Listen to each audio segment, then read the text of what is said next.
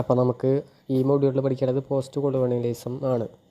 അപ്പോൾ post colonialism എന്ന് പറയുകയാണെങ്കിൽ കൊളോണിയലിസത്തിന് ശേഷമുണ്ടായ കാര്യങ്ങൾ എന്ന് വെച്ചാൽ ഈ കുറച്ച് കൺട്രീസ് ഉണ്ടല്ലോ ബ്രിട്ടീഷുകാർ അടക്കി ഭരിച്ചത്. അപ്പോൾ അവർക്ക് സ്വാതന്ത്ര്യം കിട്ടി. അപ്പോൾ അവർ ബ്രിട്ടീഷുകാരൊക്കെ അവിടെ നിന്ന് ഓടിപ്പിച്ചു. പിന്നെ വീണ്ടും ആ കാലഘട്ടത്തിന് ശേഷം അവർ അച്ചേട്ടതിന് കൺട്രോളുണ്ട്. ബ്രിട്ടീഷുകാരെപ്പോഴും വിട്ടിട്ടില്ല, അല്ലെങ്കിൽ യൂറോപ്യൻ വെസ്റ്റേണേഴ്സ് എപ്പോഴും വിട്ടിട്ടില്ല. പല രീതിയിൽ അവർ നമ്മളെ ഇപ്പോഴും അടിച്ചമർത്തുന്നു എന്ന സ്റ്റഡീസ് ആണ് പോസ്റ്റ് കൊളോണിയൽ സ്റ്റഡീസ്. അതിൽ ആദ്യത്തെ തിയറിസ്റ്റ് എന്ന് പറയുകയാണെങ്കിൽ ഫ്രാൻസ് ഫാനൺ ഒരു സൈക്കോളജിക്കൽ അനലൈസേഷൻ നടത്തി. എന്നുവെച്ചാൽ കോളനൈസ് ചെയ്തവർക്കും കോളനൈസ് ചെയ്യപ്പെട്ടവർക്കും അവരുടെ മനോനില എങ്ങനത്തെയാണ്, അത് ഡീഹ്യൂമനൈസ് ചെയ്യണതാണെന്നും ഏലിയനേറ്റ് ചെയ്യണതാണെന്നും കണ്ടെത്തി. എന്നുവെച്ചാൽ പരസ്പരം അങ്ങോട്ടും ഇങ്ങോട്ടും ഏലിയനേറ്റ് ചെയ്യണതായിട്ട് കണ്ടെത്തി. വേറൊരു കാര്യം ഡിസ്കസ് ചെയ്തത് നാഷണൽ കോൺഷ്യസ്നെസ് ആണ്. എന്നുവെച്ചാൽ ഈ ബ്രിട്ടീഷുകാർ ഭരിച്ചപ്പോഴേ ഇങ്ങനെ കുറേ ക്രൂരമായിട്ട് ഭരിക്കാൻ തുടങ്ങിയിട്ട് അപ്പോഴാണ് ഈ കോളനൈസ് ചെയ്യപ്പെടുന്നവർക്ക് ഒരു രാഷ്ട്രബോധം ഉണ്ടാവാൻ തുടങ്ങിയത്. എന്നുവെച്ചാൽ അടിച്ചമർത്തുമ്പോൾ നമ്മൾക്ക് എല്ലാവരും ഒരുമിച്ച് അവർക്കെതിരെ പോരാടാമെന്ന് തോന്നുമ്പോൾ ഉണ്ടാവുന്ന നാഷണൽ കോൺഷ്യസ്നെസ് ആണ് നമ്മളുടെ രാജ്യമൊക്കെ ഇന്ത്യ ആവാൻ കാരണം. ഇനി ഫ്രാൻസ് ഫാനൺ വേറൊരു കാര്യം പറഞ്ഞു, വയലൻസ് ഉപയോഗിക്കാതെ നമുക്ക് അത് നേടിയെടുക്കാനും പറ്റില്ലായിരുന്നു എന്ന് പറയുന്നുണ്ട്. എന്നുവെച്ചാൽ വയലൻസ് ഡിസ്ട്രക്റ്റീവാണ്, നാശനഷ്ടങ്ങൾ സംഭവിക്കുന്നുണ്ടെങ്കിലും അതൊരു പ്രധാന ഘടകമായിരുന്നു എന്ന് പറയുന്നുണ്ട്. അടുത്ത തിയറിസ്റ്റ് എഡ്വാർഡ് സെയ്ദ് ഓറിയൻ്റലിസം എന്ന വർക്ക് എഴുതിയിട്ടുണ്ട്. കൾച്ചർ ആൻഡ് ഇമ്പീരിയലിസം എന്ന വർക്ക് എഴുതിയിട്ടുണ്ട്. ഓറിയൻ്റലിസത്തിൽ ഇയാൾ പറയുന്നതെന്ന് വെച്ചാൽ ഈ വെസ്റ്റേൺ ആൾക്കാരില്ലേ അവരിപ്പോഴും നമ്മളെ ഈ ഈസ്റ്റേൺ കൾച്ചറിനൊക്കെ ഏഷ്യൻ കൾച്ചേഴ്സിനൊക്കെ അവർ ഇപ്പോഴും ഒരു തരം താഴ്ത്തി കാണും. അത് അവരുടെ ബുക്കുകളിലും സിനിമയിലൊക്കെ നമ്മൾ കുറേ എന്താ പറയുക ഭയങ്കര എക്സോട്ടിക്കാണ്, ഇൻഫീരിയറാണ്, ഐക്യു ഇല്ലാത്തവരാണ്. അത് കേട്ടിട്ടില്ല, ഐക്യു കുറഞ്ഞവരാണ്, എന്താ പറയുക മാനേഴ്സ് ഇല്ലാത്തവരാണ്, അങ്ങനെയൊക്കെ വരച്ച് കാണിക്കുക. അതാണ് ഓറിയൻ്റലിസത്തിൽ ഇയാൾ പറയണത്. പിന്നെ അതിൽ പറയണത് ഈസ്റ്റേൺ കൾച്ചർ പഠിക്കണമെങ്കിൽ ഈസ്റ്റേൺ പേഴ്സ്പെക്റ്റീവിൽ തന്നെ കാണണം. എന്നുവെച്ചാൽ വെസ്റ്റേൺ ലെൻസ് വെച്ചിട്ട് ഈസ്റ്റേൺ കൾച്ചർ പഠിച്ചു കഴിഞ്ഞാൽ അവർ ഇങ്ങനെ ഇൻഫീരിയറായിട്ട് നമ്മളെപ്പോഴും കണ്ടുകൊണ്ടിരിക്കും. പക്ഷെ അങ്ങനെയല്ല, ഈസ്റ്റേൺ കൾച്ചർ എന്താണെന്ന് പഠിക്കണമെങ്കിൽ ഈസ്റ്റേൺ പേഴ്സ്പെക്റ്റീവിൽ തന്നെ കാണണം എന്നാണ് പറയുന്നത് എഡ്വാർഡ് സെയ്ദ്. പിന്നെ അങ്ങനത്തെ തരം താഴ്ത്തി കാണുന്ന സ്വഭാവം ഉണ്ടല്ലോ ഇവരുടെ വെസ്റ്റേണേഴ്സിൻ്റെ, അത് പല നറേറ്റീവ്സിൽ വരും. ബുക്കുകളിലായാലും സിനിമയിലായാലും വരുന്നുണ്ടെന്ന് ഞാൻ പറഞ്ഞില്ലേ, അതിന് യൂറോ സെൻട്രിക് നറേറ്റീവ് എന്നാണ് പറയുക. യൂറോ സെൻട്രിക് നറേറ്റീവ് എന്നുവെച്ചാൽ പവർ ഡൈനാമിക്സ് അവർക്ക് ഇപ്പോഴും നിലനിർത്തണം. അവർ നാട് വിട്ട് പോയിട്ടുണ്ടെങ്കിലും അവർക്കത് ഇൻഡയറക്റ്റായിട്ട് കൺട്രോൾ ചെയ്യണം. അപ്പോൾ അവർ കൾച്ചറൽ റെപ്രസെൻറ്റേഷനിൽ ഇങ്ങനത്തെ തിരിമറികളൊക്കെ നടത്തിയിട്ട് റെപ്രസെൻ്റ് ചെയ്യാൻ തുടങ്ങും. അടുത്തതെന്ന് പറയുകയാണെങ്കിൽ ഹോമി ഭാഭയാണ്. ഹോമി ഭാഭൻ്റെ ഒരു വർക്കുണ്ട്, ദ ലൊക്കേഷൻ ഓഫ് കൾച്ചർ. അത് കിട്ടുകയാണെങ്കിൽ ഒന്ന് വായിച്ചു നോക്കാം. പിന്നെ ഹോമി ഭാഭയാണ് ഹൈബ്രിഡിറ്റി എന്ന് പറഞ്ഞ ടേം പറഞ്ഞത്. ഹൈബ്രിഡിറ്റി, ആംബിവാലൻസ്, പിന്നെ മിമിക്രി എന്നൊക്കെ പറഞ്ഞ ടേമുകൾ കുറഞ്ഞുണ്ട്. എന്ന് വെച്ചാൽ പോസ്റ്റ് കൊളോണിയൽ വേൾഡിൽ തേർഡ് വേൾഡ് കൺട്രീസ് ഉണ്ട്. തേർഡ് വേൾഡ് കൺട്രീസ് എന്ന് പറയുകയാണെങ്കിൽ കോളനൈസ്ഡ് ആയിട്ടുള്ള കൺട്രീസ് ആയിരിക്കാം മിക്കതും. പക്ഷേ ആ ടേം യൂസ് ചെയ്യണത് വേൾഡ് വാറിൽ പങ്കെടുക്കാത്ത രാജ്യങ്ങളിലാണ് തേർഡ് വേൾഡ് കൺട്രീസ് എന്ന് പറയുക. കാരണം എന്തുകൊണ്ടാണ്, ദാരിദ്ര്യം കൂടുതലായിട്ടുള്ള രാജ്യങ്ങളായിരിക്കും, പിന്നെ ഡെമോക്രസി അധികം ഡെവലപ്പ് ചെയ്യാത്ത രാജ്യങ്ങളായിരിക്കും, പിന്നെ എന്താ പറയുക ടെക്നോളജിക്കലി അഡ്വാൻസ്ഡ് അല്ലാത്ത രാജ്യങ്ങളായിരിക്കും. അപ്പോൾ ഇങ്ങനത്തെ രാജ്യങ്ങളൊക്കെയാണ് തേർഡ് വേൾഡ് കൺട്രീസ്. അപ്പോൾ ഇതിൽ ഹോമി ഭാഭ ഹൈബ്രിഡിറ്റി എന്ന് പറഞ്ഞൊരു കാര്യം കൊണ്ടുവന്നല്ലോ. ഇപ്പോൾ ഒരു എക്സാമ്പിൾ പറയുകയാണെങ്കിൽ ഇന്ത്യയിൽ ബ്രിട്ടീഷുകാർ വന്നിട്ട് ഭരിച്ചു, നമ്മളൊക്കെ കീഴടക്കി. പക്ഷെ നമ്മൾ സ്വാതന്ത്ര്യ സമരം നടത്തിയിട്ട് അവരെ പറഞ്ഞയച്ചു. പക്ഷെ ഇപ്പോഴും അന്ന് ബ്രിട്ടീഷുകാർ വരുന്നതിന് മുമ്പ് നമ്മളുടെ കൾച്ചർ എന്തായിരുന്നു, അതല്ല ഇപ്പോഴും നമ്മളുടെ കൾച്ചർ. നമ്മൾക്ക് അവരുടെ ഒരു അംശം കൂടി കിട്ടിയിട്ടുണ്ട്. എന്നുവെച്ചാൽ വെസ്റ്റേൺ കൾച്ചറിൻ്റെ ഒരു ആറ്റിറ്റ്യൂഡ് നമ്മളുടെ മനസ്സിലുണ്ട്. അപ്പോൾ നമ്മൾ ഹൈബ്രിഡായി മാറി. എക്സാമ്പിൾ പറയുകയാണെങ്കിൽ ഇപ്പം മലയാളം മദർ ടങ് ആയിട്ടുള്ള ഞാൻ ഇംഗ്ലീഷ് പറയുമ്പോൾ അത് മിക്സ് ആയിരിക്കും. ശരിക്കുള്ള ഇംഗ്ലീഷ് എനിക്ക് പറയാൻ പറ്റില്ല, എപ്പോഴും പ്രൊണൗൺസ് ചെയ്യാൻ പറ്റില്ല. കാരണം അത് മലയാളത്തിൻ്റെ സംഭവങ്ങൾ ഇടയിൽ കയറി വരും. ആ പ്രൊണൗൺസിയേഷൻ ഉണ്ടല്ലോ, ഇൻ്റർനാഷണൽ പിച്ച് കാര്യങ്ങളൊക്കെ. അങ്ങനെ ഹൈബ്രിഡ് ലാംഗ്വേജ് ആയിട്ട് ഒരു ഇന്ത്യൻ ഇംഗ്ലീഷായിട്ട് മാറും ഇത്. ഹൈബ്രിഡ് ലാംഗ്വേജ് അങ്ങനെയൊക്കെ പറയില്ലേ. അപ്പോൾ നമ്മൾ രണ്ടും കൂടി ചേർന്നതാണ്. രണ്ടിൻ്റെയും ട്രേസസ് നമ്മുടെ കയ്യിലുണ്ട്. ഒറ്റ കൾച്ചറല്ല, പണ്ടത്തെ കൾച്ചർ ഇപ്പോഴും തുടരുന്നൊന്നുമല്ല. അവരുടെ കൾച്ചറും കൂടിയും നമുക്ക് കിട്ടിയിട്ടുണ്ട്. അവരെന്തായാലും ഇംഗ്ലീഷ് തന്നിട്ട് പോയല്ലോ, ലാംഗ്വേജ് ഇവിടെ വെച്ചിട്ടാണല്ലോ പോയത്. പിന്നെ അവരുടെ ഫാഷൻ സെൻസ്, പിന്നെ അവരുടെ സിനിമകളെ പാട്ടുകളൊക്കെ നമുക്ക് കാണും കേൾക്കുകയൊക്കെ ചെയ്യില്ലേ, അതൊക്കെ തന്നെ. പിന്നെ മിമിക്രി എന്ന് പറഞ്ഞു കഴിഞ്ഞാൽ ടേം എന്ന് പറയുകയാണെങ്കിൽ, അടുത്തത് മിമിക്രി എന്ന് പറയുന്ന ടേം, അത് ഈ കോളനൈസ് ചെയ്ത ആൾക്കാരുണ്ടല്ലോ, ബ്രിട്ടീഷുകാരെ നമ്മൾക്ക് സർക്കാസ്റ്റിക്കലായിട്ട് മോക്ക് ചെയ്യാൻ, അവരെ ആക്ഷേപഹാസ്യത്തിൻ്റെ രീതിയിൽ അവരെ ചിത്രീകരിക്കാൻ വേണ്ടി നമ്മൾ ചെയ്യുന്ന കാര്യങ്ങളൊക്കെയാണ് മിമിക്രി എന്ന് പറയുന്നത്. അത് അവരുടെ ഐഡിയോളജിയിൽ, അവരുടെ പെരുമാറ്റത്തിൽ ഉണ്ടായിരുന്ന കോൺട്രഡിക്ഷൻ ഒന്ന് വരച്ച് കാണിക്കലാണ് മിമിക്രിയിൽ കൂടെ ഈ കോളനൈസ് ചെയ്തവർ എന്നുവെച്ചാൽ ഇന്ത്യക്കാർ ചെയ്യണത്.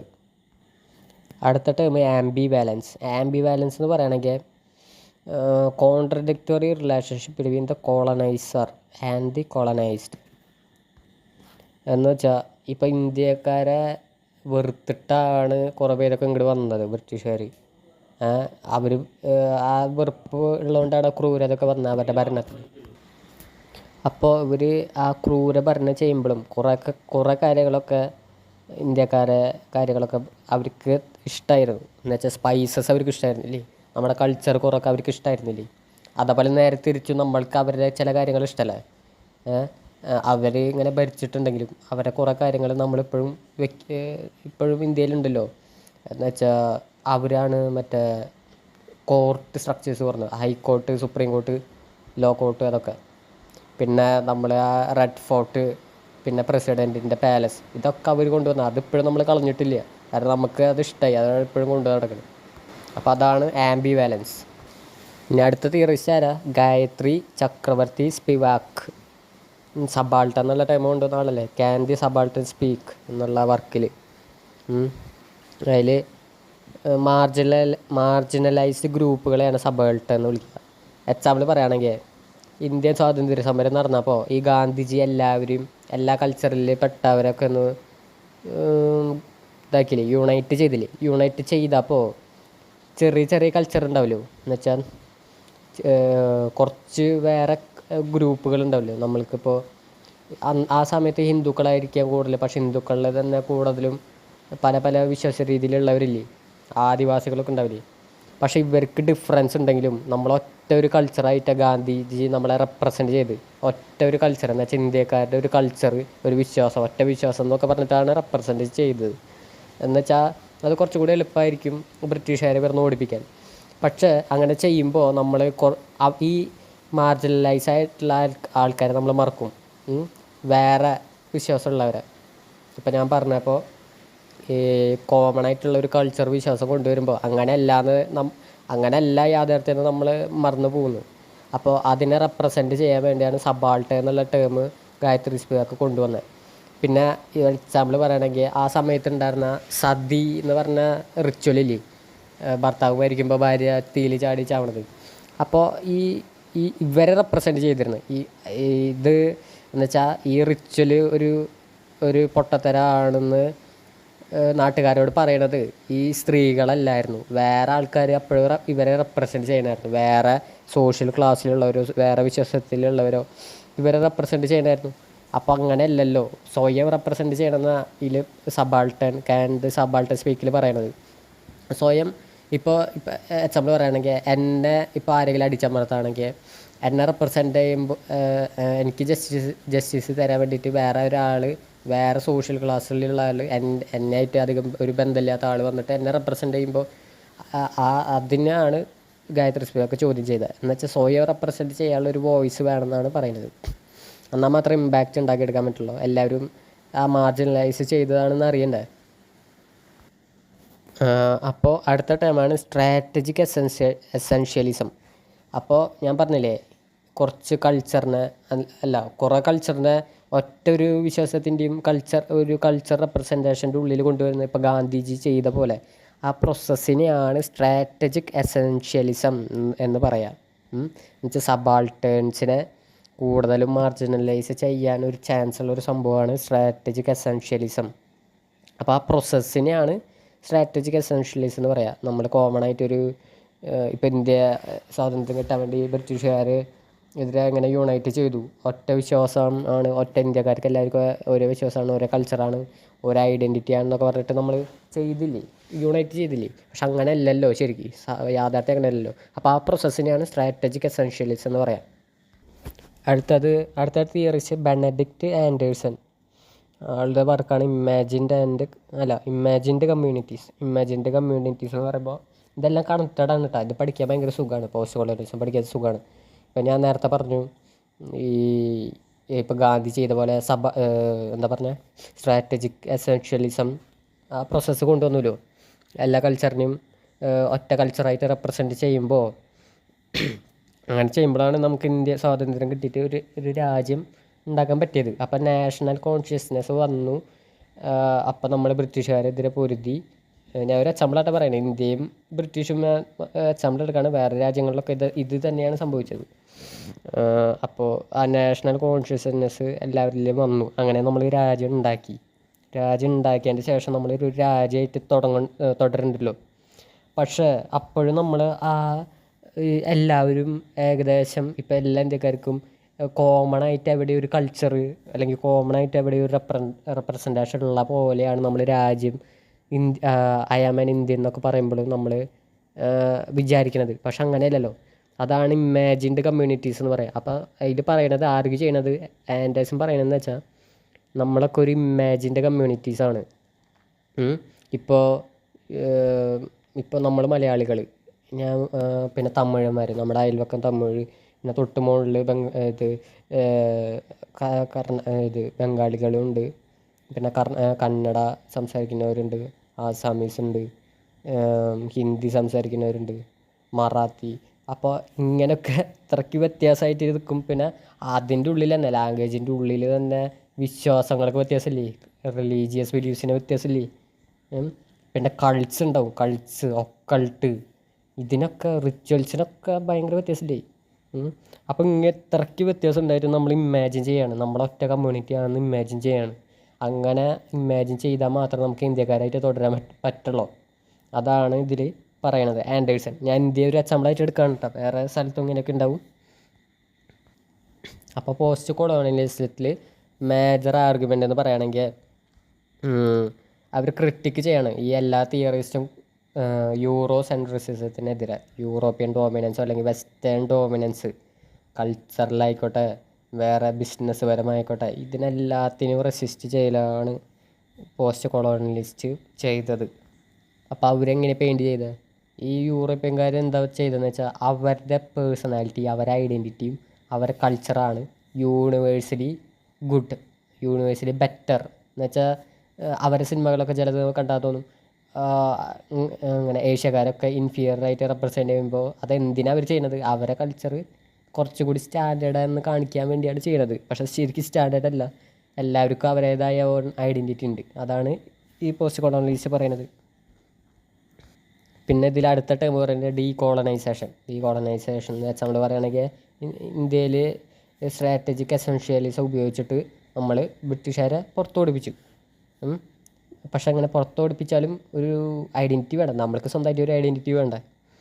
അതാണ് അവർ ഇവിടെ വെച്ച് പോയതൊക്കെ അവർക്ക് തിരിച്ച് കൊടുത്തിട്ട് നമ്മളുടെ സ്വന്തമായിട്ടുള്ളൊരു ഐഡൻറ്റിറ്റി ഉണ്ടാക്കുക. അതാണ് ശരിക്കും സത്യം പറഞ്ഞാൽ അതാണ് ഡീകോളനൈസേഷൻ. പക്ഷെ അത് നടന്നിട്ടില്ലല്ലോ. ഇപ്പോഴും നമ്മൾ അവരുണ്ടാക്കി വെച്ച കോർട്ട് സ്ട്രക്ചർ, ലീഗൽ സിസ്റ്റം ഒക്കെ തുടരണില്ലേ. IAS, കളക്ടർ, ഗവർണർ, പോലീസ്, ഇതൊക്കെ അവർ കൊണ്ടുവന്നതാണ്. അത് നമ്മൾ തൊട്ടിട്ടില്ല, മാറ്റിയിട്ടില്ല. പിന്നെ ഇവർ വേറൊരു കാര്യം കൂടി ക്രിട്ടിക്ക് ചെയ്യുന്നുണ്ട് കേട്ടോ. ഈ വെസ്റ്റേൺസിനെ ഇങ്ങനെ ക്രിട്ടിക്ക് ചെയ്യുന്നുണ്ടെങ്കിലും നാഷണലിസത്തിനെ, രാഷ്ട്രബോധത്തിനെ ഇവർ ക്രിട്ടിക്ക് ചെയ്യുന്നുണ്ട്. എന്ന് വെച്ചാൽ വെറുതെ I am proud to be an Indian എന്നൊക്കെ പറഞ്ഞിരുന്നു കഴിഞ്ഞാൽ ബാക്കിയുള്ള കൾച്ചർ നമുക്ക് വേണ്ട, പുറത്തുനിന്നുള്ള ഒന്നും വേണ്ട, നമുക്ക് ഇന്ത്യക്കാരുടെ ഐഡൻറ്റിറ്റിയിൽ മാത്രം തുടരാമെന്നൊക്കെ പറഞ്ഞു കഴിഞ്ഞാൽ ഗ്ലോബലൈസേഷൻ നടക്കില്ലല്ലോ. ഇപ്പം നോക്കുമ്പോൾ ഇപ്പം നമ്മൾ ഇൻ്റർനെറ്റ് വേണമെങ്കിൽ തന്നെ അത് എടുക്കാൻ പാടില്ലായിരുന്നു. അങ്ങനെ ഇന്ത്യക്കാരായിട്ട് തുടരുന്നുണ്ടെങ്കിൽ ഇൻ്റർനെറ്റ് ഉപയോഗിക്കാനേ പാടില്ല. അപ്പോൾ ഗ്ലോബലൈസേഷൻ വന്നു. ഇപ്പോൾ വേറെ രാജ്യങ്ങൾ ഉണ്ടാക്കണതെന്ന് പെപ്സി, കൊക്കോകോള, അതൊക്കെ നമ്മളിപ്പോൾ ഇവിടെ അവൈലബിൾ അല്ലേ, നമുക്ക് ഇഷ്ടമുള്ളൊരു പാനീയമായി മാറിയില്ലേ. അപ്പം അങ്ങനെ വേറെ രാജ്യം, ഇപ്പോൾ വേൾഡ് കപ്പ് ഫുട്ബോൾ നടക്കണില്ലേ, അതൊക്കെ നമ്മൾ കാണില്ലേ. അപ്പോൾ അതൊക്കെയാണ് നാഷണലിസത്തിൻ്റെ ലിമിറ്റേഷൻ. അപ്പോൾ അതിന് ഒരു ലിമിറ്റേഷൻ ഉണ്ടെന്നാണ് പറയുന്നത്. അപ്പോൾ അതിനോട് കണക്റ്റഡ് ആയിട്ട് വരുന്ന വേർഡാണ് പോസ്റ്റ് നാഷണലിസം. പോസ്റ്റ് നാഷണലിസം എന്ന് പറയുമ്പോൾ സ്വാതന്ത്ര്യം കിട്ടി രാജ്യം ആയിക്കഴിഞ്ഞ കുറച്ച് നാളുകൾ കഴിയുമ്പോഴാണ് പോസ്റ്റ് നാഷണലിസം വരിക. എന്നുവെച്ചാൽ നമുക്കിങ്ങനെ രാജ്യം ആയിട്ട് എന്നുവെച്ചാൽ ഒരു രാജ്യത്തിന് ഒരു ഐഡൻറ്റിറ്റി മതി എന്ന് പറഞ്ഞിട്ട് പുറത്തുള്ള ആൾക്കാരുടെ സഹകരണമോ അവരുടെ കൾച്ചറിനോ അക്സെപ്റ്റ് ചെയ്യേണ്ടെന്ന് പറഞ്ഞാൽ ഇരിക്കാൻ പറ്റില്ലല്ലോ. നമ്മളൊറ്റ വേൾഡായി കഴിഞ്ഞില്ലേ ഇപ്പോൾ, യുദ്ധങ്ങളൊക്കെ നടക്കുന്നുണ്ടെങ്കിലും. അപ്പോൾ അതാണ് പോസ്റ്റ് നാഷണലിസം എന്ന് വെച്ചാൽ നമ്മൾക്ക് ഒറ്റ നാഷനായിട്ട് തുടരാൻ പറ്റില്ല. നമ്മൾ കോപ്പറേറ്റീവ് ബിഹേവിയറാണ് ചെയ്യേണ്ടത്.